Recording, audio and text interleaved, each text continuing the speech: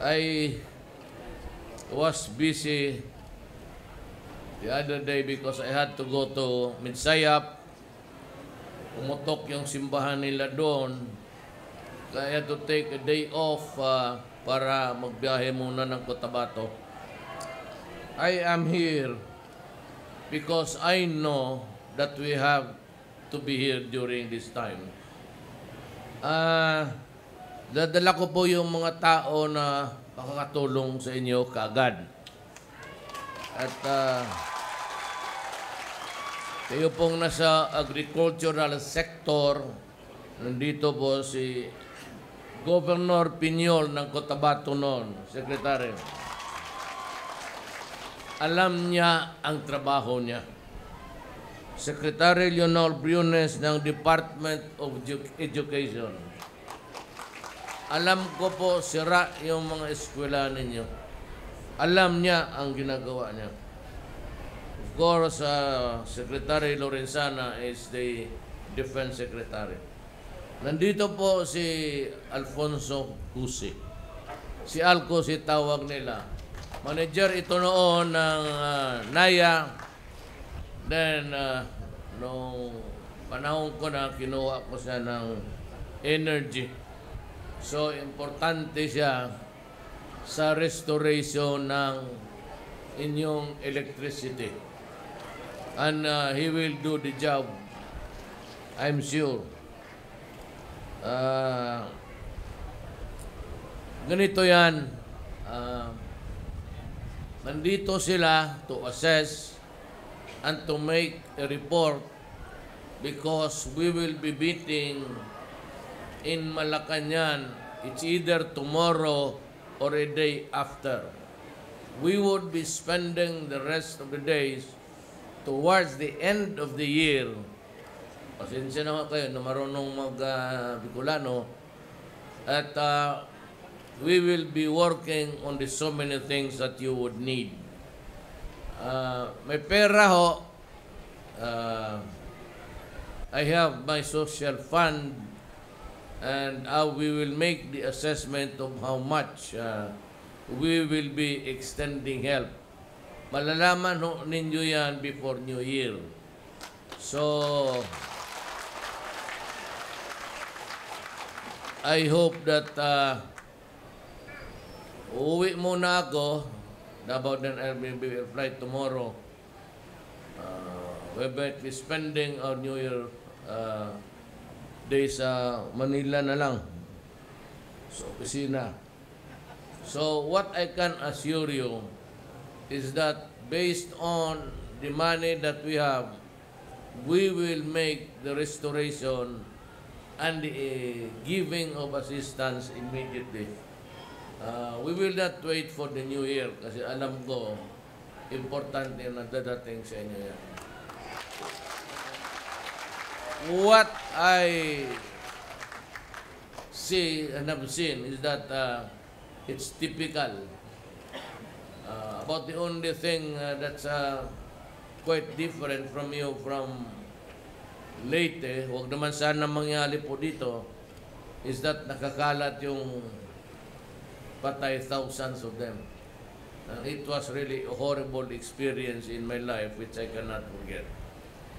So, nandito ako para magbigay ng assurance sa inyo ang gobyerno, kung maaari lang, kaagad-agad ang tulong. And the schools will be rebuilt immediately.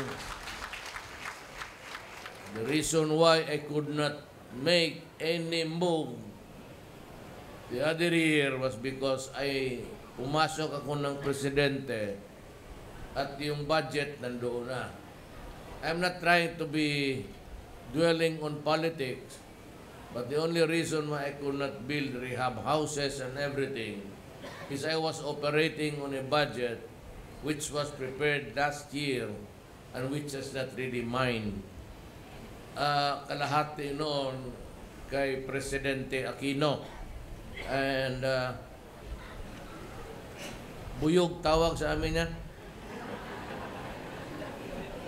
Ewan ko anong pangalan sa inyo. Yun, kaya ako medyo na, I could not simply move because there's no money. I could not get money from one department to pay off the needs of another because I said that would be robbing Peter to pay Paul. I couldn't may isang pera for that purpose. Hindi sa gobyerno, walang ganon eh. And it was bottoms up. So talagang pagdating namin doon, bottoms up, wala na kaming naiwan except for the maintenance and operating expenses. But hopefully this year, mag-ano na ako. Right at the start, mag-umpisa na kaagad ako ng galaw. Yun lang po. I'm happy that I was able to land safely. I slept all the way. Nagising ako, rin dito na. And good that we could get the plane to be here on time. Sana po, maawa ang Panginoong Diyos. Pare-pareho ganyan para sa atin. And I pray that you'd recover your bearing, yung ano niya sa buhay ninyo. And not to despair. But the only reason bakit bugbog kayo is kayo po ang bintana. What's bintana in Bicol? Bintana, right? You are facing the Pacific Ocean. Kumbaga itong Pilipinas, bahay, ang unang bintana na masagupa ng bagyo kayo. So wala na talagang magawa niyan. Late and summer would be it's gonna be a continuous events in your life. Maybe in the fullness of God's time, if you're able to get along with life and magkaroon kayo ng pera, build houses that are really constructed in such a way that it would meet the challenges of the storms and typhoons that would come our way. Kasi wala nang katapusan, especially that there's a climate change. It's going to be a very lethal and virulent thing that would come your way habang buhay na ninyo. Pati na mga anak ninyo. Kaya think about it hard. You have to build houses, make it strong materials. I said na kayang sagupain ang bagyo. Yan ang binigay sa iyo ng nature because you chose to be here. I do not know your forefathers several eons ago, but they decided to stay here. Every time that there's kumukulo yung init ng Pacific Ocean, and it gets to mix with the cold currents, ayan, then hot and cold, ano yan, talagang masama yan. So yan lang po, papasalamat ako for the warm welcome. Sabi ko sana ayaw ko na lang sabi ko kay Bong, si Miss Alberto na lang ang siya yung kilala ko dito.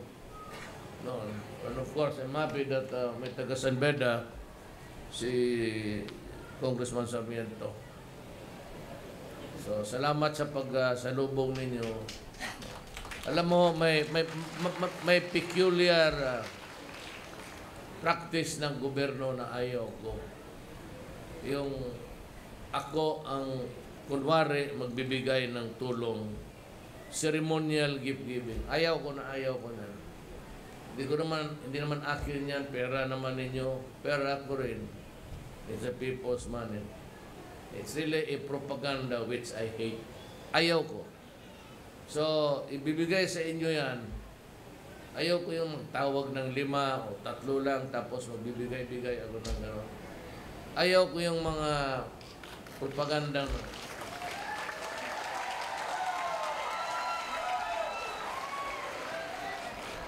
style bugok yan. Totoo. Para sa akin, style bugok. Hindi ko ginagawa yan. Ako, nandyan man, dala ko man, kunin ninyo kay Judith Tagiwalo. Kasi kay, iwan ko siya dito. Judy, during the martial law years, ito yung mga left sa gobyerno, ex-convict rin ito. Kasi na-prison nung panahon Marcos. Kaya galit yan sa mga ganon. And I know that yung style ng mga... Basta ayaw. Kunin lang ho ninyo, ibibigay naman sa inyo yan. There's no need for me to go into this. Nakukurnihan ako. Salamat po.